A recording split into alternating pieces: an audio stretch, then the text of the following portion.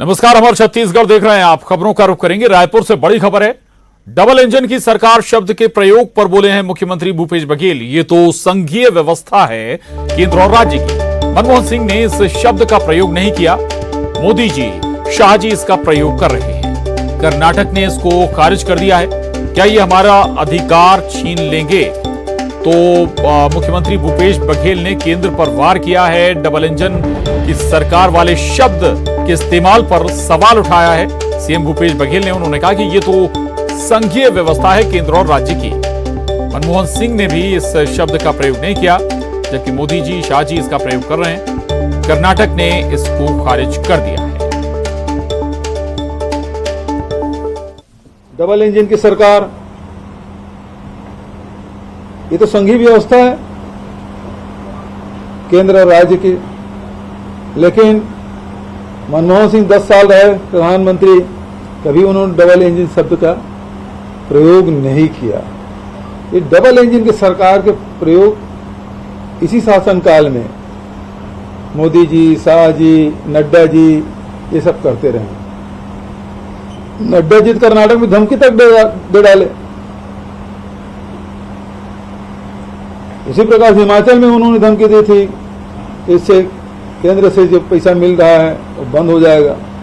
ये तो आपके अधिनायकवादी प्रवृत्ति है।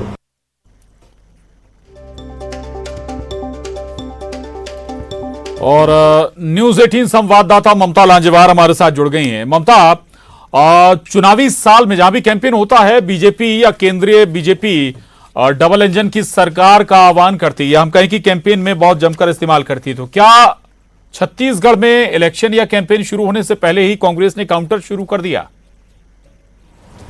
देखिए, जहाँ जहाँ पर भी चुनाव होते आए हैं, ये जो है वो आज बीजेपी में ये जो लाइन है वो कॉमन हो चुकी है, डबल इंजन की सरकार।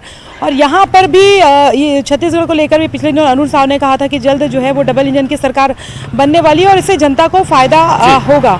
तो जाहिर तौर पर इसी पर जो है वो मुख्यमंत्री भूपेश बघेल ने कहा है कि जहाँ जहाँ पर विधानसभा चुनाव होते हैं वहाँ पर इस तरह के बयान जो है दिए जा रहे हैं बीजेपी की तरफ से। और उन्होंने कहा कि प्रधानमंत्री नरेंद्र मोदी और इसके साथ ही अमित शाह भी लगातार इसको, जो केंद्रीय गृह मंत्री अमित शाह है वो लगातार इसका उपयोग कर रहे हैं। उन्होंने कहा कि ये धमकाने की कोशिश की जा रही है। उन्होंने ये भी कहा, उन्होंने मनमोहन सिंह के समय भी जो है वो कांग्रेस की सरकार वहां थी और यहाँ पर बीजेपी की सरकार थी। लेकिन लौटूंगा आपके पास। हमारे साथ अमित श्रीवास्तव जी जुड़े हैं कांग्रेस से।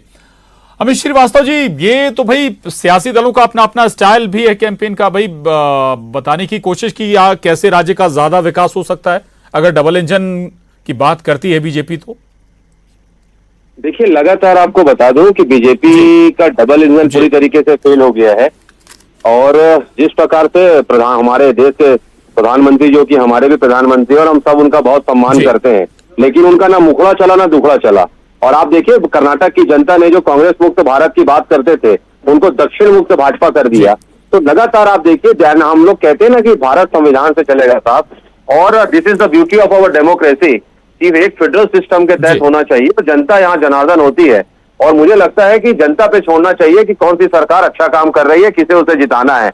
लेकिन मैं धन्यवाद देना चाहता हूँ कर्नाटक की जनता को, जिन्होंने एक जनादेश देके ये बताया कि देश में लोकतांत्रिक प्रक्रिया से ये देश चलेगा। और लोकतंत्र को कलंकित करने वाले जो लगातार चुनी हुई सरकारों को गिराते थे, उनको एक जवाब दिया है कि प्रजातांत्रिक मूल्यों का हनन करने वाले को ये देश बर्दाश्त नहीं करेगा।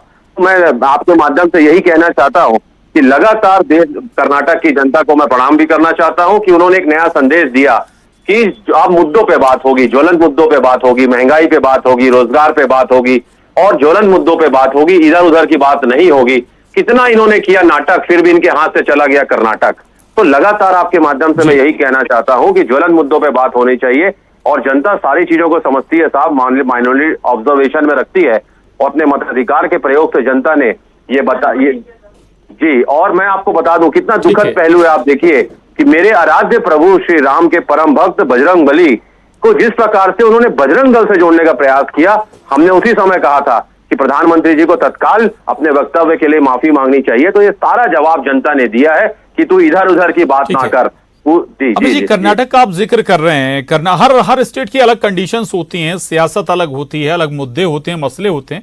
कैसे आपको लगता है कि डबल इंजन वाला मसला यहां नहीं चलेगा या फिर यहां पर जनता उस पर रिस्पॉन्ड नहीं करेगी? देखिए, कोई भी जनता के सरकार जब बैठती है तो उसकी जिम्मेदारी और जवाबदारी होती है कि अंतिम पंक्ति में बैठे हुए अंतिम व्यक्ति तक सरकारी योजनाओं का लाभ कैसे पहुंचे।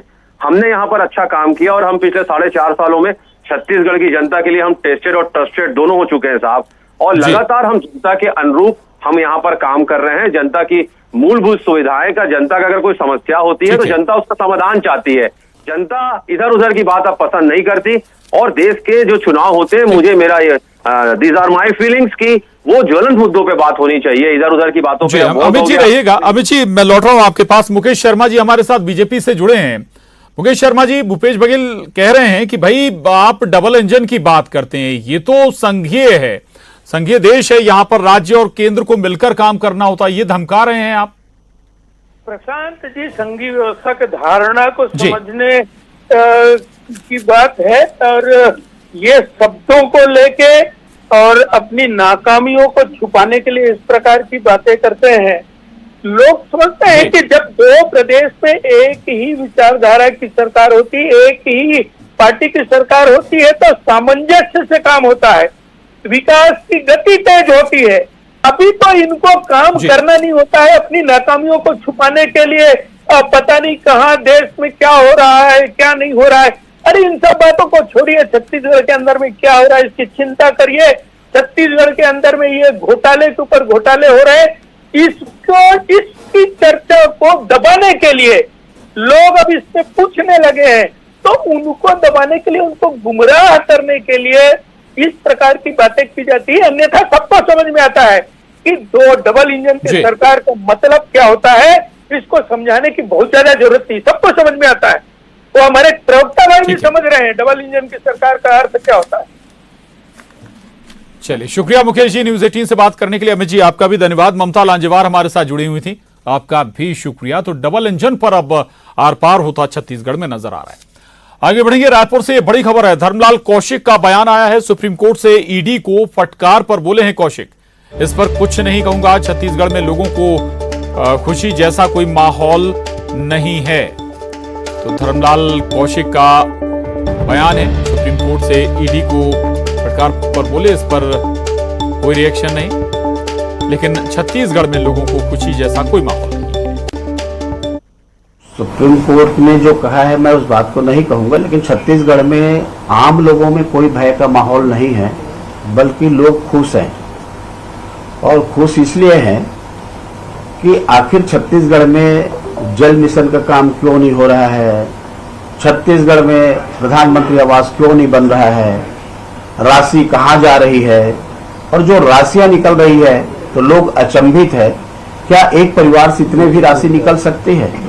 तो इस बात को लेकर के लोग अचंभित हो रहे हैं, और मैं समझता हूँ छत्तीसगढ़ में इस प्रकार का कोई वातावरण नहीं है, बल्कि आम लोगों के बीच में इसको लेकर के एक उत्सुकता और खुशी भी लोगों के बीच में है। और रायपुर से बड़ी खबर है, रामायण के आयोजन पर बोले सीएम भूपेश बघेल, हम चुनाव के नाम पर ये नहीं करा।